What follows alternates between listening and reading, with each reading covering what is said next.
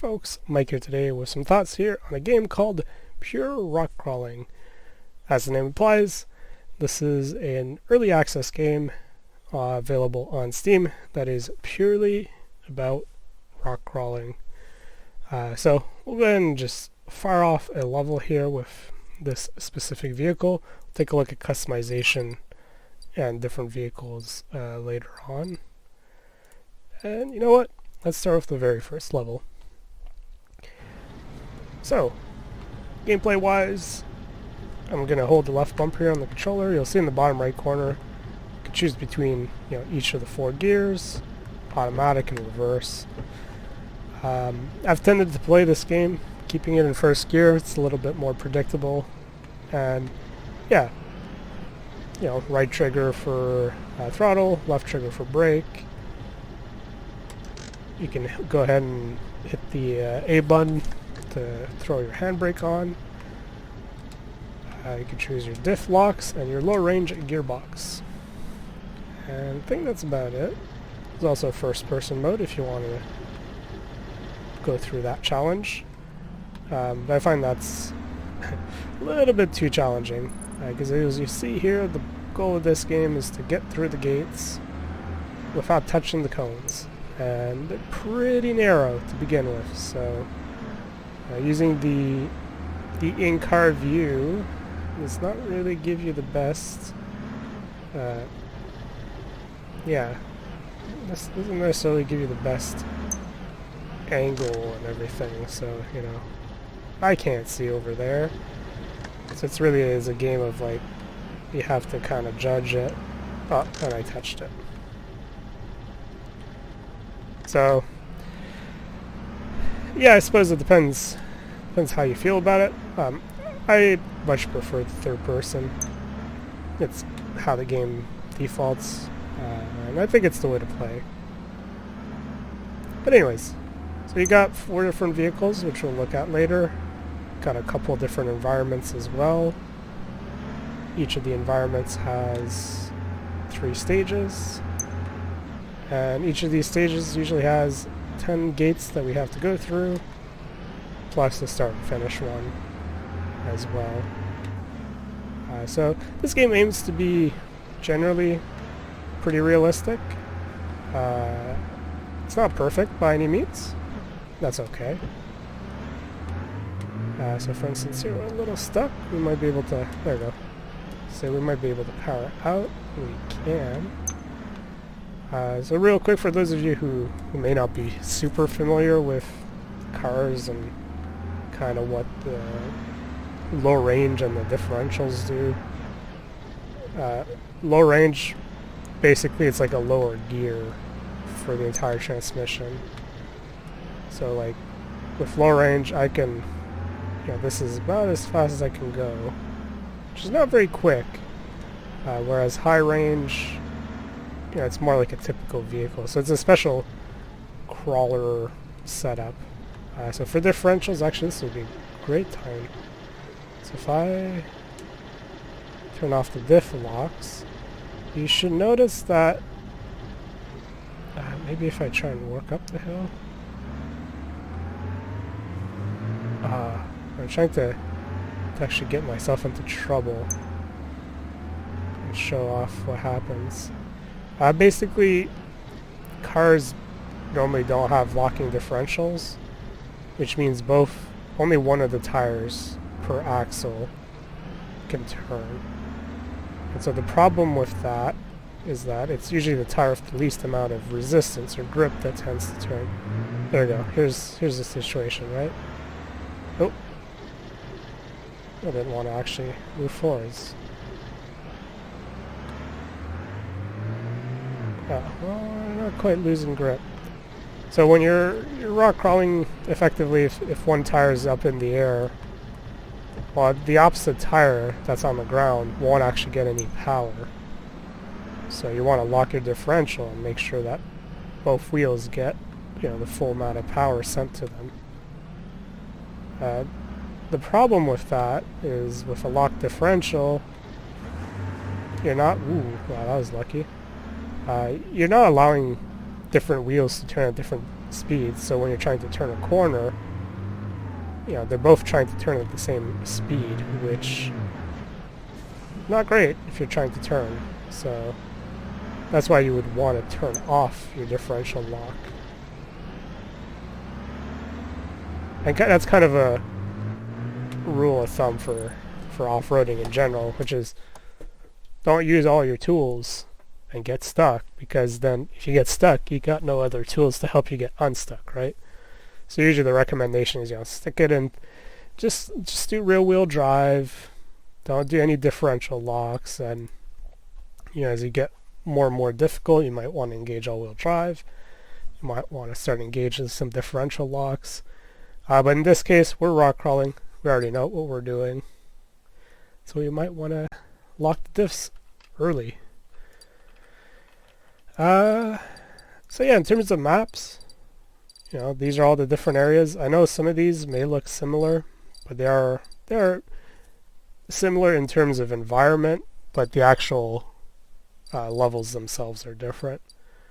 In terms of vehicles, there's 3 or 4 vehicles available. So there's this, Lada Niva looking vehicle. This game seems to be developed by a single developer, so one guy's doing everything. So adding a lot of content, or do you update the game and do other stuff? It's a tough trade-off. I think the content that's there isn't too bad, but based on the fact that I believe this developer is European, I'll say this might be like a Toyota Hilux, which would be like a Tacoma, I suppose, for us North Americans. You get your classic Jeep, and then you got your kind of rock crawling, stripped out Jeep, if you will. So each of these vehicles have different strengths and weaknesses.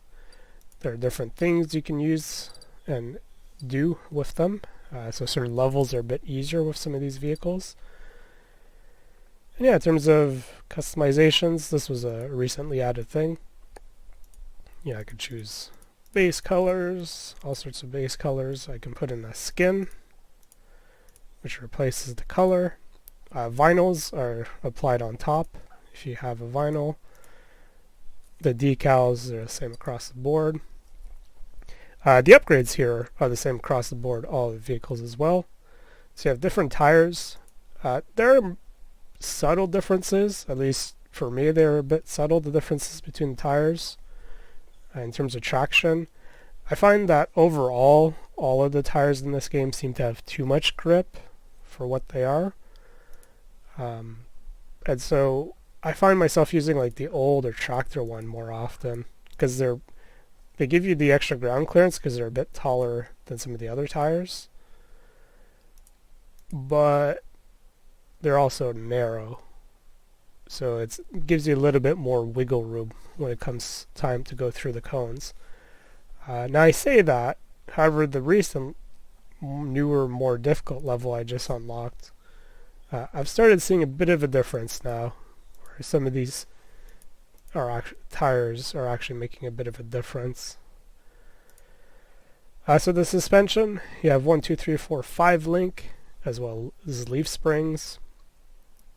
Not to make it too much of a sweeping generalization, but basically one link gives you the most amount of articulation, which is what you want when you're rock crawling, at the cost, of course, of a lot of side-to-side sway. So the body can sway side to side relative to the tires, and so that can lead the vehicle to kind of crab walk, and maybe, that's a problem I've run into doing this, going like one link front, one link rear.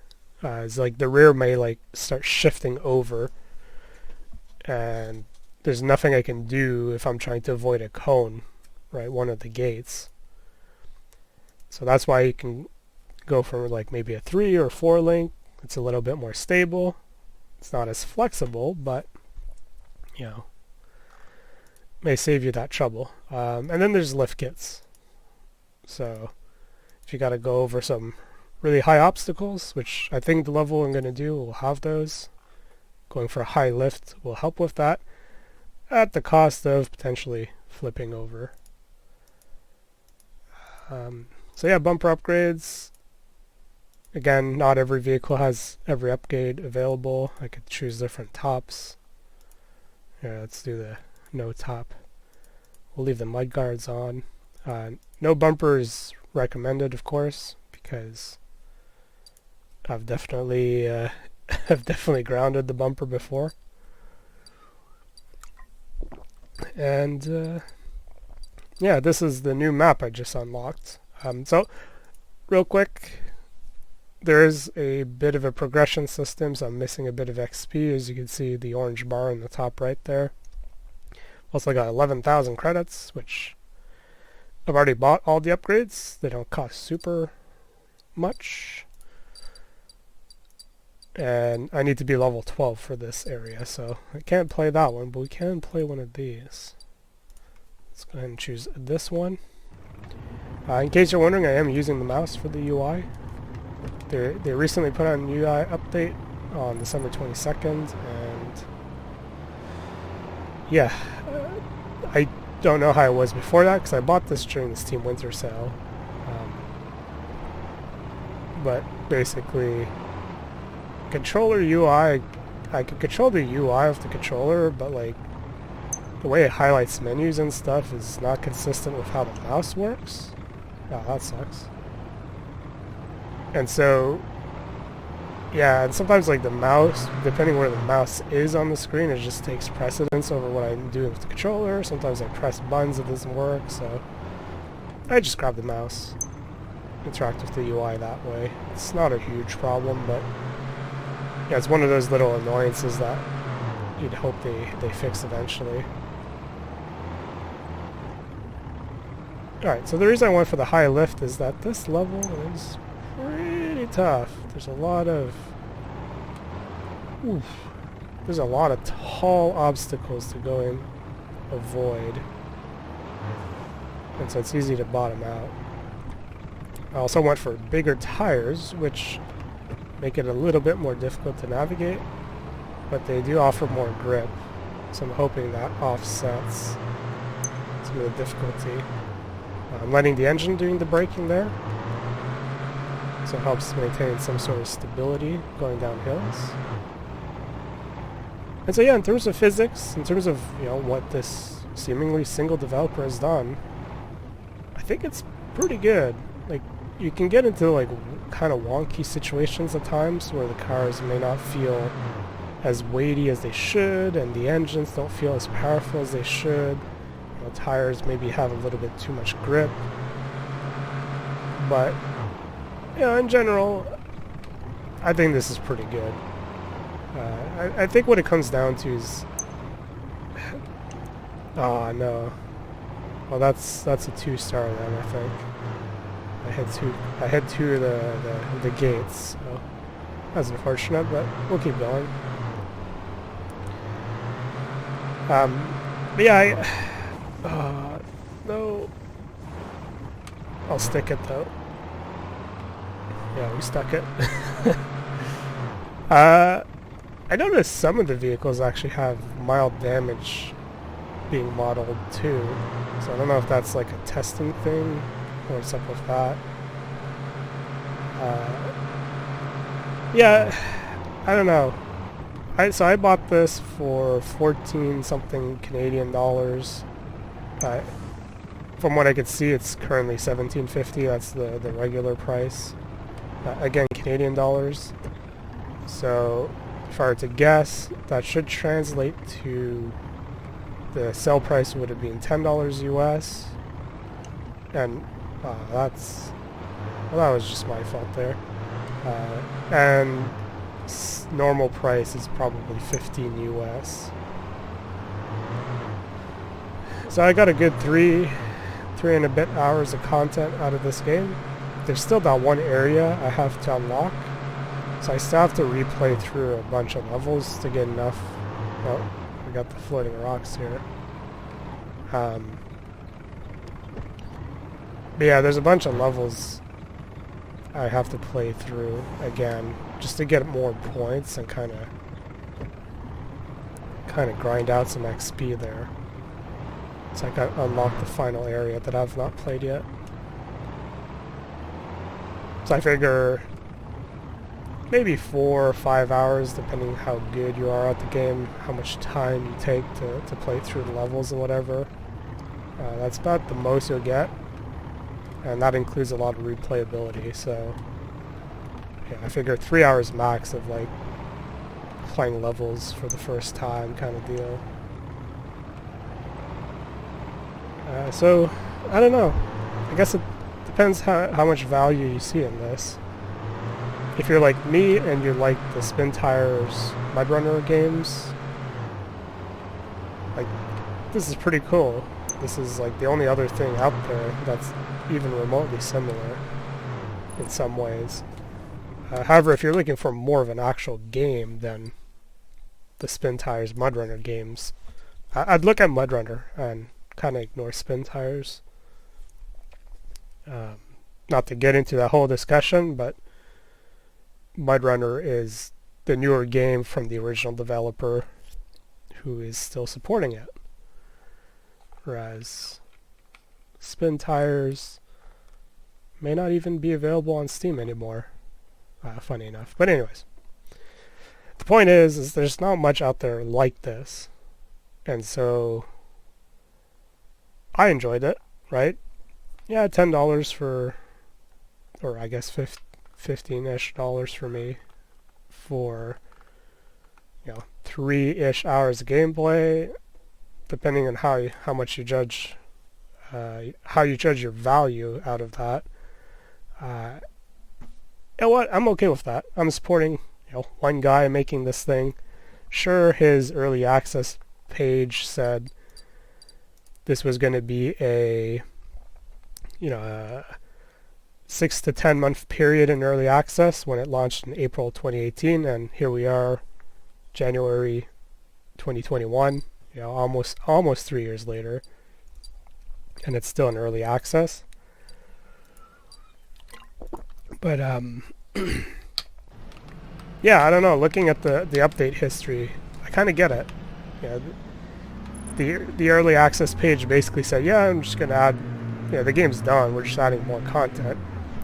And then looking at the monthly updates in 2019, it's basically like, hey, I'm rewriting a bunch of this game. I'm improving physics. I'm improving, like some of the recent updates is like engine braking and UI and the customization. A lot of it is just not just content. There's a reset button. We'll just use that. Yeah, a lot of it is like adding a lot of features and changing how the engine works, and some of the tire modeling and simulation was getting bogging down.